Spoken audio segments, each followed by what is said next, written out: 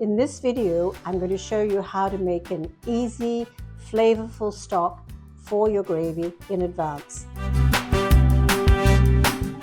The ideal method for roasting a turkey in convection is to place the turkey on a rack in a shallow pan to allow the heated air to circulate around the bird.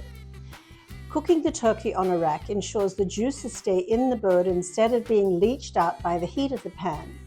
So roasting a turkey like this means the turkey will be very juicy, but you won't end up with a big pan of juice.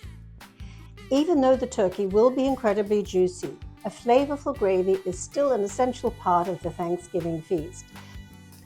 Making the stock a few days or even a few weeks in advance ensures you will have plenty of stock, not only for gravy, but also to add to the stuffing. Stock is typically made by simmering bone-in meat together with onions, carrots, celery, bay leaf. However, for a richer, more flavorful stock, roasting the ingredients first is an easy step that yields great results. To roast the turkey pieces and vegetables, heat the oven in the convection roast or convection bake mode and set the temperature to 375, 190 Celsius. Coarsely chop the vegetables and combine the turkey and vegetables lightly with some olive oil, kosher salt and pepper. Spread them onto a rim baking sheet or roasting pan and roast for an hour. Then you'll transfer the ingredients to a large saucepan or stock pot.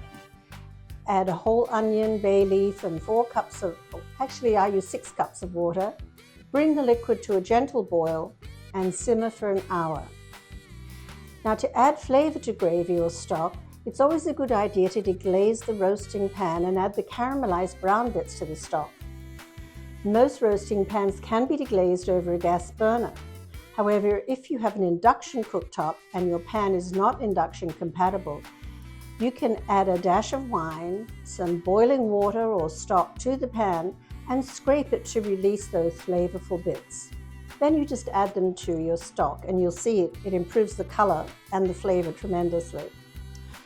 Once the stock is finished cooking, you'll strain it, discard the vegetables and turkey, and set the stock aside to cool before refrigerating or freezing. The cooking time to create a flavorful stock may be long, but the results are definitely worth the effort. And remember, once your convection oven is on, you can ask yourself, is there something else I could cook in the oven at the same time? Maybe some homemade croutons for your stuffing. Don't let the thought of preparing a large Thanksgiving feast overwhelm you. Plan your cooking, put your convection oven to work for you. Hi, I'm Larissa, your convection enthusiast.